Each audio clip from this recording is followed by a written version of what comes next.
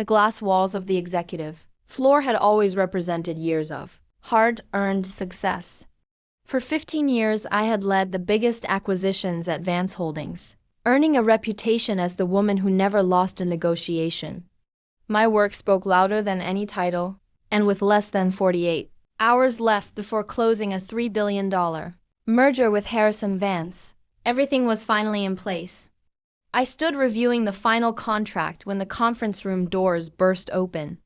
A young woman in a flawless white suit marched inside with complete confidence. Tiffany, the company's newly appointed chief of staff and the daughter of our senior vice president, had officially started only that morning. Fresh out of business school, she carried herself as though she owned the building. Instead of introducing herself, she looked at my blazer with open disgust. "You are violating the company dress code," she announced loudly. "Those pearl buttons and that handbag aren't approved." The entire office fell silent. I calmly explained that I was preparing for the largest acquisition in company history and would be meeting Harrison Vance personally in 2 days. She folded her arms. "I don't care. I'm acting on behalf of senior leadership. You're insubordinate." Before anyone could react, she pointed toward the elevators. "Pack your things. You're terminated." Not a single executive stepped forward to stop her. I simply nodded. Inside my office, my assistant Chloe stared in disbelief while I packed my belongings. "Who will handle the appendix agreements?" she whispered. I smiled. I'm sure Tiffany's education prepared her for that. The only thing I made certain to take was an old leather Rolodex containing private contacts that had taken me 15 years to build. As security escorted me downstairs, Frank, the head guard, quietly wished me luck. Tiffany stood nearby wearing a satisfied smile. Just before the elevator doors closed, she shouted, "Where are the remaining merger files?" I smiled politely. Not every agreement is stored on a computer. Outside the building, I switched off my phone and spent the afternoon walking through a small art gallery. For the first time in years, I felt strangely free.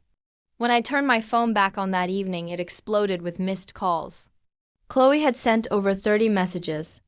The legal department couldn't locate critical clauses. Japanese investors were demanding answers.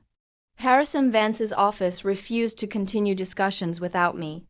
Tiffany had locked herself inside her office after realizing half the negotiation existed only through personal relationships I had spent years building. An email from General Counsel Julian begged me to return immediately. He called everything a misunderstanding. Funny how companies always called it a misunderstanding, only after discovering your true value. I ignored every message. Instead, I opened a locked drawer in my study and removed a worn leather binder. Inside were confidential trust documents belonging to the Vance family. Very few people knew the truth. Years before I joined the company, my father had served as the personal attorney to the Vance family. Long before I became an executive, I had earned Harrison Vance's trust. That trust not my job titly had secured the merger. I picked up my private phone and called Harrison directly. He answered almost immediately. "Why have the meeting arrangements changed?" he asked. I was fired. Silence filled the line. "Why?" Apparently my blazer violated the dress code. Another long pause followed before he quietly asked, "And who is handling the Montana land assets?"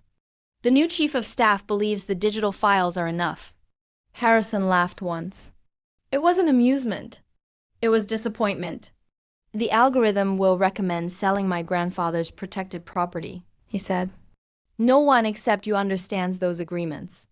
He asked me to meet him for breakfast the following morning. At the Pier Hotel, Harrison looked more frustrated than surprised. He explained that Tiffany had already contacted his office claiming I was suffering from exhaustion and wouldn't attend the negotiations. It was an obvious lie, he said. Then he revealed something even worse.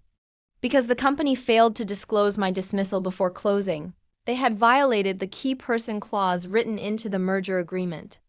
Within minutes, my former company's chief financial officer called. "Name your price." I looked across the table at Harrison. "My price was respect," I replied. "They decided it wasn't worth paying." Harrison smiled. Then don't go back. Instead, he offered me a position inside his family office, managing the acquisition directly from his side. The next morning, we entered Vance Holdings together. Every executive immediately relaxed when they saw me. Then they noticed Harrison walking beside me. Their confidence disappeared. Tiffany attempted to welcome him, but Harrison stopped her with a raised hand. He turned toward the CEO. The merger is canceled. Nobody spoke. My family will never partner with a company that dismisses the very person responsible for earning our trust. The boardroom became completely silent. Years of work had vanished in a single sentence. Only then did she understand what she had destroyed. I said nothing. There was nothing left to prove. By the weekend, Tiffany had quietly disappeared from the company. The executives lost the largest deal in corporate history. As for me, I accepted Harrison's offer, doubled my salary, and joined an organization that valued experience over ego. Looking back, I realized the greatest professional asset is never a title or an expensive office. It is trust. Trust cannot be downloaded, copied, or replaced by software. And sometimes the strongest revenge isn't fighting for your place. It's walking away and letting those who underestimated you destroy everything themselves.